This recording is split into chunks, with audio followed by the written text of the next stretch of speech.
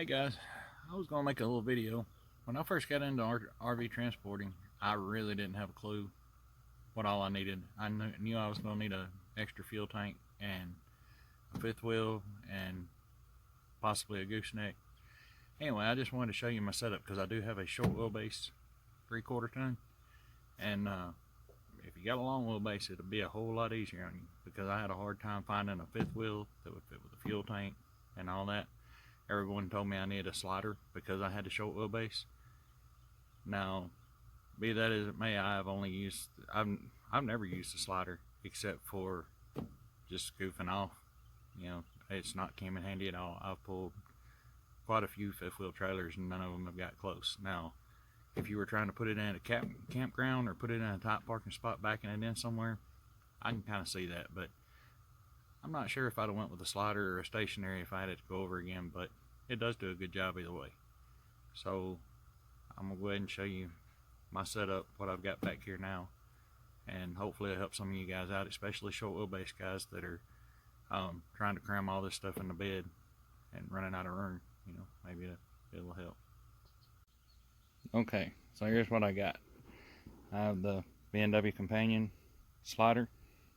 I have a 66 gallon RDS fuel cell that's gravity fed. I have a battery. I just took the battery out of another pickup that I had a battery box for. And this right here, if you don't have one thing I highly recommend is a charge wire for your battery. You just plug it in, it charges while you're going down the road. I mean, it's pretty awesome, because if you blow the fuse in the truck while you're towing the camper down the road, I mean, you get there with a dead battery and then you have no way to charge it up after you leave there. So that's been a money well spent. I get a couple of these extra and just hang out for locking the hitch down on the trailer. This is the weight distribution, what I have, and a lot of the trailers I haul, we're not required to use it at the company I'm with, and I've only used this thing 2 or 3 times. I was waiting to hook to my next camper and I was going to do a video on it, but it is the Gen Y weight distribution shank, and yes, I know it's way too heavy duty for this truck, but you know, it's what I got. This piece is about $100, and then the way it works is you just take your existing, for the Gen Y guys, it's got the Gen Y hitch, you just take your existing head off of your weight distribution setup that you've already got and bolt it onto this, slide it into the Gen Y. And I'm gonna do a video on that because there's some pros and cons to that. But yeah, there's my triangle, my torque wrench. I do have a small toolbox that goes right here and a cooler that goes over on that side when I'm going down the road. I wanted to make sure I had everything where it would fit under a bed cover, because if you do stay in a hotel, which I don't very often, but when I do, I like knowing everything's under locks. If you notice on the hitch, I did have to do some modification. I'm not going to point out everything. Well, if you notice, I did trim this off back here, and the reason that I did that is it came back to about right here. I didn't see how it structurally hurt the unit. I've used it multiple times, not had any issue. My neighbor's cutting grass, so it might get a little bit loud. And up here, if you go talk to Ryan at Dan's Hitch, he can kind of point you in the right direction. But we measured and looked and measured and looked, and this is what I came up with as far as the hitch goes. But there's not a lot of room, but it does work. But that's about all the hitch stuff. If I do have to pull a gooseneck, I have the adapter right there that I can slide into a gooseneck trailer and use it that way. I've also got a video on that as well, and that's about it for back here. Alright, the next thing about the RV transporting is you can't stay in a hotel every night. So the best money I spent so far, one thing that if something happens to them, I get one tomorrow, is the Weathertech Sun Shades.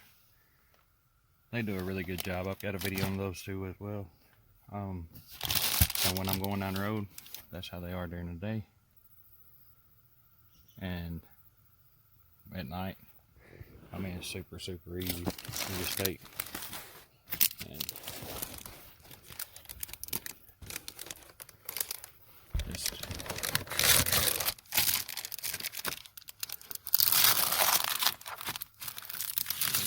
and there you go. Back up a bit so you can see. And I'm 6'3", about 230 pounds, and I put my feet right here against the passenger door and put my head over there in that corner, and I have plenty of room to stretch out. I just have a sleeping bag thrown across a Pittman air mattress. This is a Pittman like you get at Dan's, but I found one on Amazon that was camo. I ordered, I also have a comforter underneath that, and underneath that I have my wireless printer, gym bag, Planet Fitness on the road, that helps. I didn't use the leg that comes with the Pittman air mattress. I actually ordered one of the cheap Amazon air mattresses, and it came with these. I like those better. That way I can keep my big duffel bag over there between the seats. To me, that works out better, and it still keeps you fair, pretty level.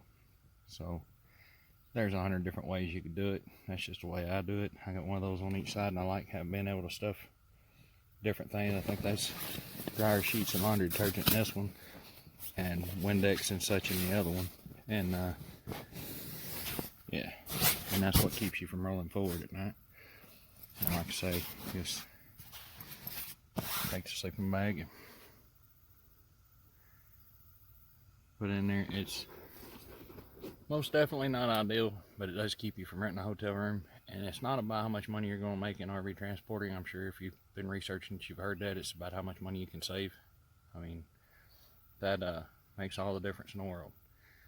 I normally will go out, like say I'm going to California, I go out and stay in the truck every night. That way I'm there with the trailer and all that, and on the way back I'll stop and get a room one night. I go out loaded, stay with the trailer, get a room one night on the way back. Seems to equal out a little bit better that way. Then in just a matter of minutes, you're like 15 minutes, 10 minutes, you're back with a clean back seat and ready to go do home time stuff when you're home. I had two of the cheap Amazon air mattresses, and about 30 bucks a piece, and they didn't last long at all, and they just started popping holes. The Pittman, I've had it for a while now, and I haven't had one hole in it, but for the most part it does great. I mean, I would recommend it. Pretty good. It's about 60 bucks, 60 to $70. The WeatherTech vent shades are probably $130 depending on which truck you got. And then we come back here. The tank, I want to say the tank was about $700. The bed cover was around $900 for the bakflip, and I do like it because it's hard. It's a little more, looks a little more like you keep people out. The fifth wheel, with the solder, I bought it used for $1,100. I thought that was a pretty good price considering the shape it was in, but I didn't really realize I was going to start modifying it as soon as I got it. If you can find one cheaper, there you go. The battery, I just took a battery from a truck I had here. Doesn't hardly ever run on my four-wheel pickup over there. I've had that truck long. Most people had their kids though. The charge wire harness, I picked it up at Dan's. It was about $35, I think. But if you go to buy one and do it yourself, you might save $5. But I made one. There's a video on that too for a friend of mine, and it was $10 for the plug, and I can't remember, it was by the foot for the wire and the eyelets and all that, and I think I came out to right at $25. So that's something else to think about. Our Gooseneck, ball to pin adapter, it's about $109, and I bought this just because there's no way to hardly do both. If I take this out, there's still not enough room in the truck to move it to. If you're doing strictly campers, you'd be fine with this setup, and We do a lot of goosenecks where I'm at, and I have goosenecks here, so I really need, if I need to hook my trailer and move it, this is the best way, quickest way for me to do it. So another thing I added on here is the airbags. If you got a 3/4 ton, to me it doesn't really matter what brand. I mean, they're pretty awesome. This is a controller for your airbags. It's the wireless one from Airlift, and I love it hands down. It's just been the best money I spent on a truck since I bought it. I'll pull some pretty heavy stuff, and even the lighter stuff that it doesn't even squat the truck down. It just seems to make it ride better. They ride rougher when you're empty. They have a little bounce to it when you're empty, but the heavier you load, the more happy you are you have. Then the next thing I got, you can see how I usually keep it right there on my leg if I'm using it, but this is a Cobra road trip CB radio, 40 channels with the weather band, and I like that for when I'm out in Wyoming out west. It's nice to have the weather band on it, and I've got it rigged up to where when I turn the ignition it comes on and it'll light up blue at night, but it is kind of messed up because it goes off, the illumination cuts off, and you have to keep pushing that button. So do you learn where that button is? It's kind of aggravating. Now I put an adapter on here for one of the Lil Wilson magnet mount antennas, and I got it up there, and I like this because I can unplug it and take it out in just a few minutes. It doesn't, I don't have to screw anything to the dash. I don't have it laying up on top of the dash, and a lot of these trucks are so sensitive. I've got two big CB radios that come out of 18-wheeler, and I don't want to use those in here because all the electronics. That works really good, and it's super portable. It's got another antenna that I can pop that one off and put the other one on. It's got batteries in it, so I unplug it and it's completely portable. Or you can plug it in like that, and I guess probably about 2-mile range is what I've been noticing on it. And it works pretty good for what it is. And then I just have the coax ran out right here.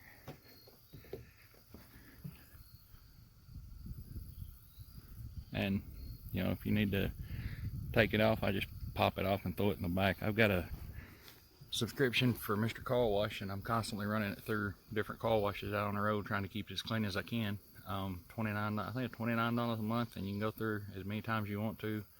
I know they have them in Salt Lake City. They have them in different places in California. I think it's a good thing, especially doing what we're doing, where you don't have a trailer with you all the time. So if you like this video and you like seeing videos like this, especially the RV transport and different projects to do on, especially the Chevrolet truck like what I've got, because I'm constantly doing something to it, and I'm constantly working on something, it seems like. So if it's something you might be interested in, hit the subscribe button. If you like this video, hit the like button, and I'll see you guys next time. Thank you.